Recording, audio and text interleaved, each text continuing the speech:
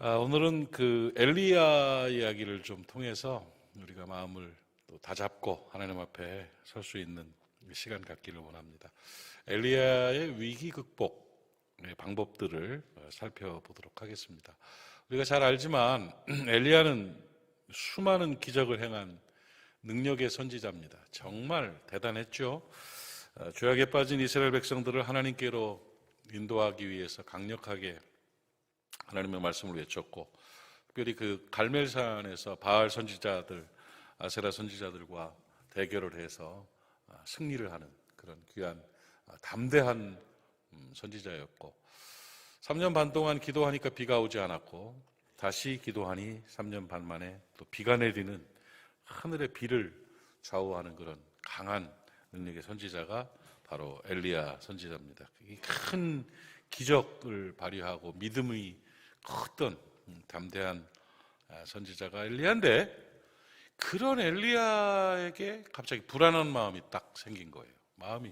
사람은 사람인 모양이에요. 그 아합왕의 아내였던 이세벨이 자기들 선지자가 그렇게 죽었다는 소리를 듣고는 분이 나서 엘리야를 쳐 죽이겠다고 죽음의 저주를 내렸습니다. 그전에는 그런 일 없었나요? 다 있었죠. 그랬는데 그 죽음의 저주를 내리니까 갑자기 엘리야 선지자가 두려운 마음이 들기 시작한 거예요. 그래서 부엘세바로 도망을 갔습니다. 그리고 이 피해 도망가다가 하나님 앞에 기도하고 막 대적을 한 게 아니라 도망가다가 광야에 이르러서 노뎀나무 아래 이렇게 이제 앉아서 기도를 했어요. 하나님 앞에. 그때 그 심정을 잘 드러내는 그런 기도를 엘리야가 했습니다. 정말 의아한 일이죠. 사람이 마음에 불안함이 들고 이렇게 확 뭔가 이렇게 오는 거는 그게 성격이 아닌 모양이에요. 이게 그런 엘리야가 그런 경우가 생겼다는 게 이해가 안 되죠. 열왕기상 19장 4절 말씀 보니까 엘리야의 기도가 희한합니다. 뭐라고 했냐면, 자기 자신은 광야로 들어가 하룻길쯤 가서 한 노뎀나무 아래 앉아서 뭐라고 기도했냐면, 자기가 죽기를 원하여 이르되, 죽여달라는 거예요. 여호와여 넉넉하오니 지금 내 생명을 거두시옵소서. 나는 내 조상들보다 낫지 못하니이다. 이렇게 고백을 했습니다. 엘리야의 정신 상태가 지금 심상치 않습니다. 뭔가가 이런 분이 아니거든요. 이게 요즘 말로 하면 우울증에 걸린 거예요. 우울증에 걸린 대선지자 엘리야, 그런 거죠. 죽기를 소원하면서 쓰러졌죠. 그 엘리야에게 하나님께서 천사를 보내셨습니다. 천사가 찾아와서 얼굴을 만지며 숯불에 구운 떡과 물을 주었죠. 엘리야는 그 음식을 먹고 또 잠이 들었는데, 또다시 하나님이 천사를 통해서 떡과 물을 줘서 이제 숯불에 구운 떡, 맛있죠? 그 맛있는 떡을 줘서 기력을 회복하게끔 하고, 그리고 엘리야가 힘을 얻어서 40일 밤낮을 걸어서 호렙산 굴에 갔을 때 거기서 또 응답을 받고 다시 힘을 회복하고 엘리사 선지자를 기름 부어서 세우는 그런 기적의 내용들이 이제 열왕기상에 쭉 나오는데, 회복이 된 거죠. 오늘 그 초점을 저는 그 우울증 걸린, 마음의 불안함과 정서적인 아픔을 갖는 그 우울증 걸린 엘리야에게 맞춰서 같이 좀 은혜를 나누기를 원하는데, 현대인들에게 정말 이 엘리야의 사건은 좋은 모델이 됩니다. 그리고 마음이 이러면서도 좀 편해지죠. 왜냐하면 엘리야 같은 사람도 불안하고 두렵고, 엘리야 같은 사람도 죽여달라고 기도할 정도로 우울증에 걸리는데 내가 힘든 거야 당연한 거 아니겠는가 하는 그런 만만한 마음도 좀 들기도 하는데, 어쨌든 간에 이가 어떻게 회복했는가, 이 어려움을 어떻게 회복했는가를 좀 살펴보면 도움이 될 것 같아요. 참 좋은 모델이 된다고 생각을 합니다. 이 사실은 현대인들이 집단 우울증상을 가지고 있어요. 사람 이 편리한 세상, 풍요로운 세상을 살면서 사람들은 심리적으로는 더 큰 아픔과 어려움을 갖고 정말 찌든 외로움들 속에 살아가고 있죠. 이 공해로 인해서 또는 생명의 위협들, 각종 질병들, 그 범죄는 얼마나 많습니까? 자살 사건이라든지 살인이라든지 강도, 성범죄 이런 것들이 막 만연하고 있고 무서운 타락 세상을 만들고 있습니다. 저는 그 정인이 사건을 쭉 보면서 정말 무서운 세상, 가슴 아픈 현실이다 이렇게 생각을 합니다. 여러분 그거 아셔야 됩니다. 아동폭력은요, 공통의 사건, 공통의 예우가 없어요. 무슨 말이냐면, 그러니까 성범죄자들은 이런 유형이 있잖아요. 그죠? 또 도둑질하는 사람들, 절도범들은 유형, 강도들의 유형, 폭력적인 사람들은 유형이라는 게 있는데, 이 아동폭력은 아동학대나 아동폭력은 공통의 유형이 없다. 이게 정설입니다. 그러니까 이게 무슨 뜻이냐면, 이런 사람은 아동폭력을 한다가 없어요. 아동학대를 이런 유형의 사람이 한다가 없이 누구나 할 수 있다는 거죠. 그래 무서운 거야. 그래. 그러니까 저 사람이 어떻게 아이를 학대할 수가 있어? 그런데 겉으로는 안 그런데요. 그런 사람들이 많아요. 한 해 아동 학대로 죽는 아이들이 하루에 몇 명씩이라고 얘기하더라고요. 우리가 이번에 좀 오해를 한 게 여러분 입양해서 그런 사실 아동 학대로 죽는 아이들의 비율로 볼 때는요. 입양 아들이 훨씬 더 안전하고 건강하게 커요. 근데 이걸 오해를 해가지고 좀 사회적으로도 지금 대통령도 잘못 말하고 말이야. 그거 아니에요. 오히려 더 잘 되는데 이번에 이 사건 때문에 오히려 그런 오해들이 생기게 됐는데 아동학대는 자기 친자식들, 친형제, 또 친척들이 그렇게 하는데 겉으로 보기에는 저 사람이 그럴 리가 없다가 굉장히 많습니다. 공통의 유형이 없어요. 이런 상황들 속에서 왜 그렇게 되느냐? 사람들이 자꾸 강화되는 거예요. 사람이요, 욕하는 거 시작하면은요, 3달만 있으면 욕쟁이가 돼버리고요. 성질 부리는 거, 장난삼아 성질 부리던 사람이요, 포악한 사람이 되고요. 애 때리다 보면요, 처음에는 자로 때리다가 나중에는 막 집어 던지고 쾌감을 느껴요. 사람은 그렇게 약한 존재, 방향에 따라서. 우리 성경 공부 때도 제가 줌 성경 공부 때도 얘기를 했는데, 사람은 속에 양과 이리를 같이 키우고 있어요. 늑대에게 밥을 주면 늑대 같은 사람이 되고, 양에게 밥을 주면 양 같은 사람이 되는 거죠. 근데 이 세상에 지금 막 늑대들에게, 양에게 비난과 폭력과 이기적인 것과 막 자기 욕심에 가득 차가지고 자꾸 이리에게, 자기 속에 있는 늑대에게 먹이를 줘서 포악한 시대가 돼버리는 이런 상황이 돼버렸어요. 정인이 사건을 통해서 정말 한국 사회가 좀 회복됐으면 좋겠고, 교회가, 크리스천들이, 목사 아들, 딸들이에요. 이런 사람들이 이렇게 했던 일은 정말 가슴 아파요. 가정이 중요한 것을, 예수님을 닮아가는 모습이 중요한 것을 교회가 좀 가르쳐야 돼요. 원숙한 종교 행위가 신앙이 아니에요. 교회 숫자가 중요한 게 아니에요. 진짜 그리스도의 제자로 예수 닮은 모습으로 성결하게 살아가는 게 우리 성결교가 얼마나 좋습니까? 성결해야 돼요. 제도가 아니에요. 그러니까 그렇게 좀 자꾸 훈련되어 나가고 개선되라고 될 자극을 하나님이 허락하신 거라고 저는 생각합니다. 한국교회 회개해야 됩니다. 저부터 우리 모두가 좀 이 사역의 방향들, 신앙의 방향들이 좀 잘 정립이 됐으면 좋겠어요. 정인이 사건 때문에 많은 목사님들이 이동원 목사님, 송기론 목사님, 이런 홍정길 목사님 이런 분들이 그 무덤에 찾아가서 거기서 회개하고 울고 다시 각성하고 한국교회 메시지를 보내고 지금 그러고 있습니다. 어쨌든 간에 우리도 그런 겸허한 마음으로, 회개의 마음으로 좀 살아갔으면 좋겠고, 가정을 또 잘 보살피고 어린아이들을 잘 사랑하는 그런 우리가 됐으면 좋겠다는 생각이 드는데, 아무튼 사회가 혼란 가운데 빠졌습니다. 너무 큰 어려움들이, 이 가치관의 혼란들이 들어왔고요. 정치 현실이라든지 사회적인 걸 보면 이 우울증에 안 걸릴 수가 없는 이런 시대를 살고 있습니다. 이 말도 안 되는 일들이 벌어지고 있잖아요. 도대체 이렇게 정치인들이 오만할 수가 없고, 이렇게 말도 안 되는, 왜 꼭 그 사람이어야 되는가? 말 나온 김에 왜 그런 사람이라고 확인이 된 사람까지도 세워야 되는가? 이런 느낌도 들고, 도대체 이 흐름들이 도대체 어떻게 돼가고 있는가?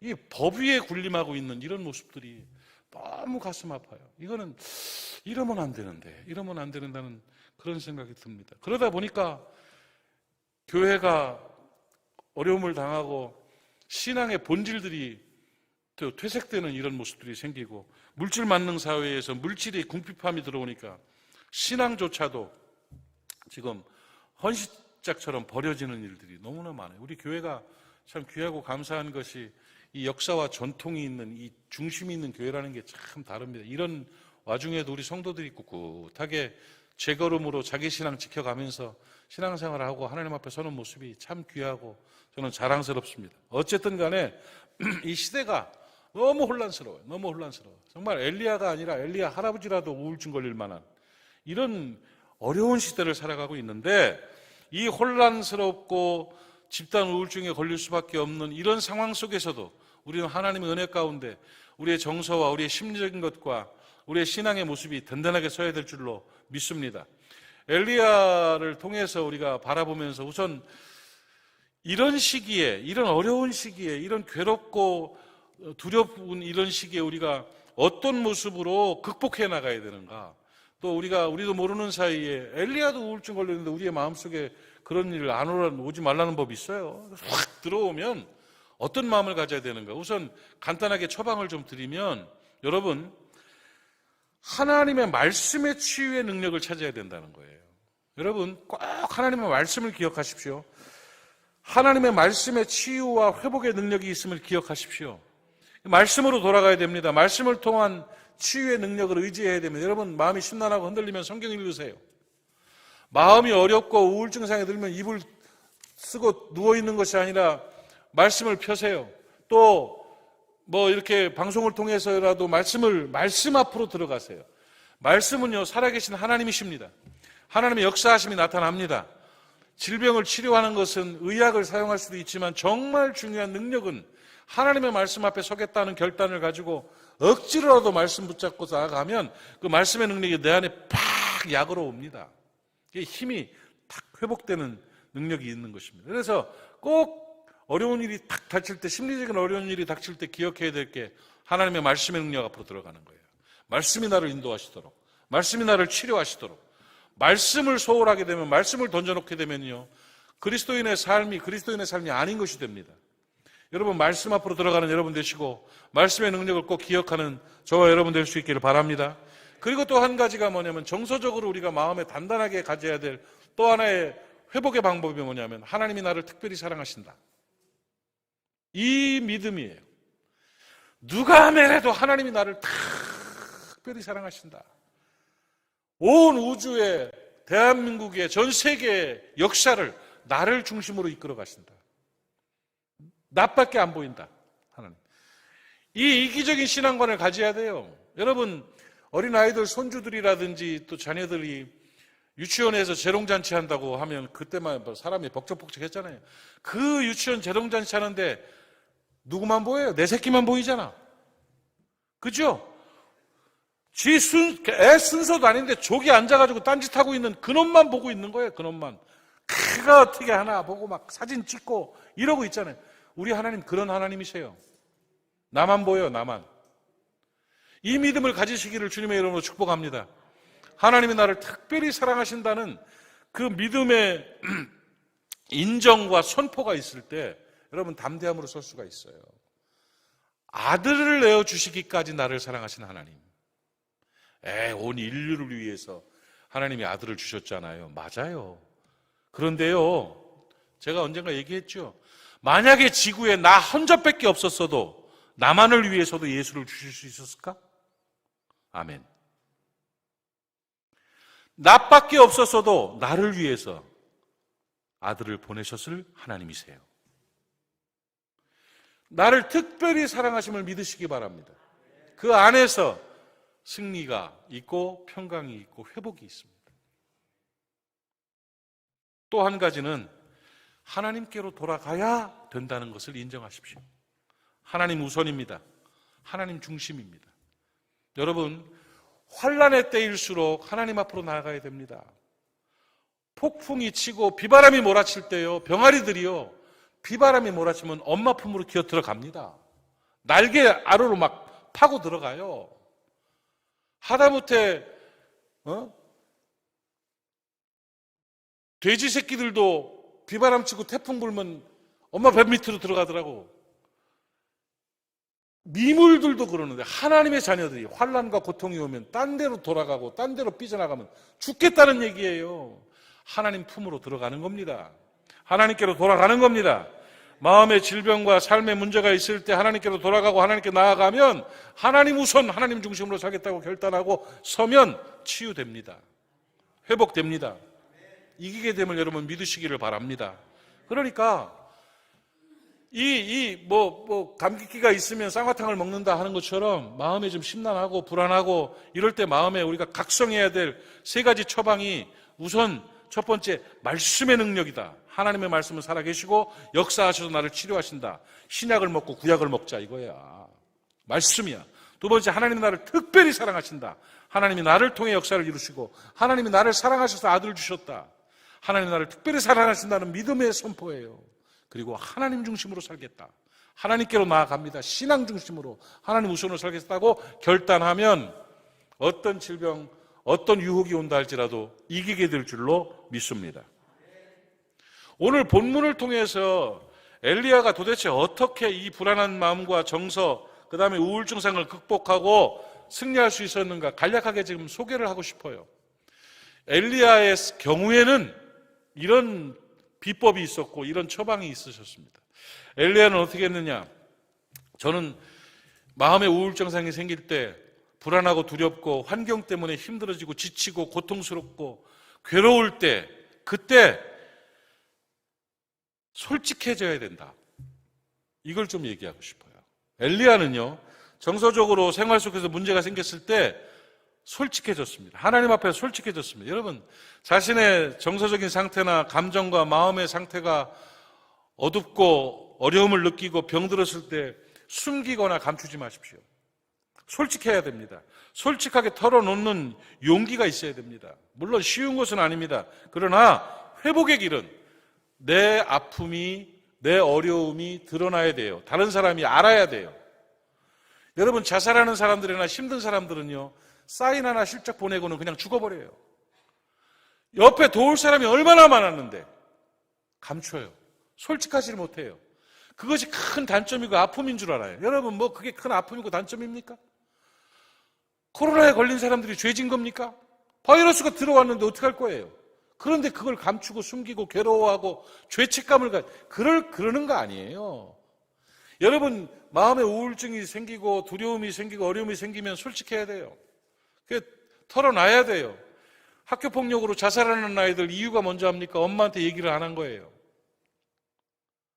아버지한테 얘기를 안 해요. 어디 죄 터지고 와가지고 멍들었는데 왜 그러냐 그러면 넘어졌대요. 이게 말이 됩니까? 왜? 감추는 거예요. 본성이 그래요, 본성이요. 심리적 아픔과 괴로움들을 감추고 자꾸 묻어두고 덮어두고 혼자 끙끙 앓으니까 그러니까 괴로워지는 거예요. 털어놔야 돼요. 솔직해져야 돼요. 도울 사람 많습니다. 내가 생각하는 것보다 세상에는 내 아픔을 함께 해줄 사람들이 참 많습니다. 그러니까 솔직해야 된다는 거예요. 엘리야는 하나님 앞에서 솔직했습니다. 정서적인 불안이 닥쳐왔을 때 어려운 문제를 솔직하게 하나님 앞에 구하고 도움을 청했습니다. 다시 한번 열왕기상 19장 4절 말씀을 보면 죽기를 구했다고 그랬어요.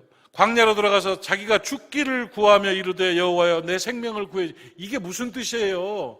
나 지금 죽을래요. 이건 그 말이 아니라 솔직한 고백입니다. 엘리야는 죽을 것 같아요, 하나님. 차라리 죽는 게 낫겠어요, 하나님.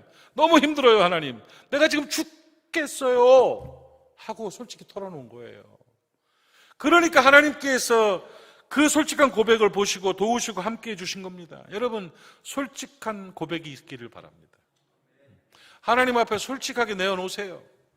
내가 부족합니다. 내가 잘못했습니다. 내가 아픕니다. 내가 괴롭습니다. 내가 힘듭니다. 나 돈 없어요. 이거 다음에 내일이 걱정돼요. 이거 다 털어놓으세요. 그러면 하나님이 천사를 동원하신다는 사실을 깨닫기를 바랍니다. 기도 중에 제일 중요한 기도가 현실적인 기도입니다. 두리뭉실한 추상적인 기도, 종교적인 기도보다요 솔직한 기도가 좋아요. 제가 수십 년 전에 청소년 집회를 하는데 청소년 집회 잊지 못할 일이 있어요. 어떤 불량하게 껄렁껄렁거리던 놈이 와가지고는 집회를 하다가 예배를 드리는데 이게 은혜를 받았네. 은혜를 받는데 기도를 해봤나 찬송을 해봤나 막 울면서 기도를 털어놓는데 내가 지금도 그 생각이 나요. 그놈이 막 하나님한테 이야기를 하는데 꼭 자기 친구 누구한테 얘기하는 것처럼 하나님 부르더니 내가요 마음이요 아리까리하고요 뭐 이러면서 막 아씨 이래가지고 내가 뭐 그때 뭐 유행하던 멜랑꼴이래나 뭐래나 이러면서 막 그런 말을 막 툴툴툴 던져놓는데 내가 그걸 이렇게 기도해 주면서 이렇게 보면서 진짜 기도다. 진짜 기도다. 저놈 진짜 기도하네. 이 생각이 들었어요. 뭐라고 전능하신 하나님 거룩하시고 할렐루야 이렇게 안 해도 돼요. 아버지 나 죽겠어요. 내가 지금 미치겠네. 내 심령 내 마음 엘리야가 그 기도한 거예요. 나 죽고 싶어요 하나님. 나 정말 힘들어요. 내 마음이 왜 그런지 모르겠어요. 하고 털어놓는 거예요. 이 현실적인 기도를 들으시고 하나님께서는 품에 안으시고 해결해 주시는 거예요. 여러분 심령에 힘듦이 있고 문제, 고통과 아픔이 다가오면 솔직해지십시오. 하나님 앞에 솔직하게 털어놓으시고 사람들에게 도움을 요청하십시오. 목사에게 도움을 요청하십시오. 기도 제목을 나누세요. 목사님 힘들어요 요즘. 왜? 이러이러해서 너무너무 어려워요. 그래 잠깐 봅시다 하고 같이 만나서 기도하고 해결하면 되잖아. 깨달아지시면 아멘. 솔직해야 돼요. 아주 쉽게 말씀드려요. 그렇게 되면 어떻게 되느냐? 두 번째 엘리야가 위기를 극복했었던 비결은 뭐냐면 하나님이 천사를 통해서 위로하시고 치료하셨다는 거예요. 이 현장을 보세요. 나 죽여달라고 죽겠다고 하고 지쳐가지고 쓰러져가지고 질질 울면서 두려움 가운데 잠들어 있는데 하나님께서 천사를 보냈어요. 천사를. 열왕기상 19장 5절 말씀을 한번 보시면 노뎀나무 아래 누워 자더니 이게 자는 게 평안하게 잤겠습니까? 불안함으로 두려움으로 울다 지쳐서 그냥 쓰러져 잠들었어요. 그런데 천사가 그를 어루만지며 어루만졌다. 이 어루만졌다는 쓰다듬어 준다는 얘기예요. 따뜻한 위로를 말하는 거예요. 싹 쓰다듬어 주는 거예요. 위로해 주는 거예요. 그래서 이르되 눈을 이렇게 부시시 깜짝 놀라서 뜨니까 일어나서 먹어라. 숯불에 구운 떡과 물을 체하지 않도록 잘 먹어라 하면서 줬습니다. 하나님이 보낸 천사 분명히 있습니다, 여러분.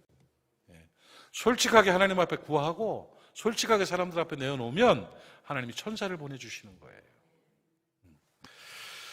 쓰다듬어 주고 먹을 걸 주면서 치료합니다. 이 먹을 것을 준다는 것도 굉장히 중요합니다. 여러분 사람이요 우울증 상이 걸리고 힘들어질 때 그런 원인 중에 하나가 몸이 약하면 그래요. 못 먹을 때 그래요. 심한 다이어트를 할 때 짜증스럽고 우울증 걸릴 가능성도 많고요. 또 못 먹어가지고 먹고 싶으면 못 먹을 때 그런 상황들이 생겨나기도 해요. 그러니까 여러분 그 엘리야가요. 내가 지금 유추하는 거예요. 이게 탄탄하고 강한 사람은 아니었다고 저는 생각을 해요. 그렇지 않아요? 비가 오도록 기도할 때 갈멜산에서 7번 기도했잖아요. 그죠? 7번 기도할 때 그 자세가 어땠는 줄 알아요? 머리를 무릎 사이에 넣고 기도했어요. 나는요 절대 머리가 무릎 사이에 안 들어가. 이게 되겠습니까? 막 장작개비같이 빼짝 마른 양반이야. 이 양반 내가 생각해도 키도 쭉 뻗어가지고 빼짝 말라가지고요 숙이면 머리가 푹 무릎까지 닿을 정도로 그냥 팍 구부라지는. 하기야 뭐 가뭄이 그렇게 심했으니 뭐 한 3년 반을 뭘 제대로 먹기를 했겠어요. 뭘 했겠어요. 그러니까 그냥 빼짝 마른 그런 사람이었다고 저는 생각을 해요. 육신이 약한 상태였을 거예요. 그러니까 하나님이 적절하게 치료하신 게 그거예요. 육신이 약하니까 숯불에 떡을 구워서는 천사를 통해서 또 먹을 물과 함께 막 먹이는 거예요. 괴기를 먹이고 막 건강도 중요한 거죠. 심리적인 쓰다듬으면서 이렇게 어루만지면서 위로도 주고 육신에 또 필요들을 채워주고 하면서 천사를 통해서 회복되게끔 하시는 거예요. 여러분 주변에 하나님이 보낸 천사들이 있음을 여러분 깨닫기를 바랍니다. 시편 91편에서도 천사를 명하사 내 발이 부딪히지 않게 한다고 약속하고 있잖아요. 하나님의 천사들이 여러분을 앞뒤에서 호위하고 있고요. 또 사람을 통해서, 사람 천사를 통해서 여러분에게 떡을 갖다 주고 물을 갖다 주고 위로를 주고 함께 해주는 그런 은혜가 있음을 여러분 깨닫기를 바랍니다. 난 이 말씀을 이렇게 보면서 그런 생각에서 내가 다른 사람들의 천사가 됐으면 좋겠다. 힘들고 지친 사람들의 천사가 됐으면 좋겠다. 가족들의 천사가 됐으면 좋겠다. 여러분 천사 되시기 바랍니다. 그리고 또 주변에 천사가 많았으면 좋겠다. 우리가 다 같이 천사들이 되면 좋겠어요. 힘든 사람들, 지친 사람들을 도와주고 함께 해주고 그렇게 되면 하나님의 은혜가 임하게 되는 것이고 회복되게 되는 것임을 깨닫기를 바랍니다. 여러분 하나님이 천사를 통해서 여러분을 도우심을 꼭 믿으시기 바랍니다. 그러니까 우리가 담대한 거예요. 시편 27편 1절 말씀을 보시면 여호와는 나의 빛이요 나의 구원이시니 내가 누구를 두려워하리요. 여호와는 내 생명의 능력이시니 내가 누구를 무서워하겠습니까? 여러분 하나님이 나와 함께 하시니까 두려움 없이 무서움 없이 담대하게 승리할 수가 있는 것입니다. 다윗은 시편 46편 1절부터 3절까지 말씀을 보면 하나님은 우리의 피난처시요 힘이시니 환난 중에 만날 큰 도움이시라. 그러므로 땅이 변하든지 땅이 흔들려 바닷 가운데 빠지든지 바닷물이 솟아나고 뛰놀든지 그것이 넘침으로 산이 흔들릴지라도 우리는 두려워하지 아니하리로다. 하나님이 피난처가 되시고 하나님이 도움이 되시고 하나님이 능력이 되시는 거예요. 그렇기 때문에 우리는 심리적인 두려움과 불안함으로 살아갈 필요가 없습니다. 하나님이 함께 하심으로 승리케 하심을 여러분 꼭 믿으시기를 바랍니다. 열왕기상 19장 7절 말씀을 보면 여호와의 천사가 또다시 와서 한 번으로 끝나는 게 아니에요.